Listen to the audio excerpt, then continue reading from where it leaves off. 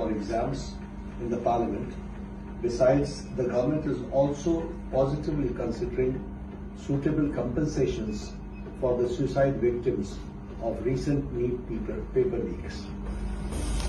Sensitivity towards the children who have been victims, towards the youth who were peacefully protesting on those dates, and that both the ruling party and MPs from the opposition have assured me that their discussions will happen on the floor of the Parliament regarding reforms in the examination system like NEET and others, and that we will also be discussing about the accountability of such lapses, and that we'll all make sure that such things never happen. No child, no parent will have to go through what these 20 children and their parents had to go through.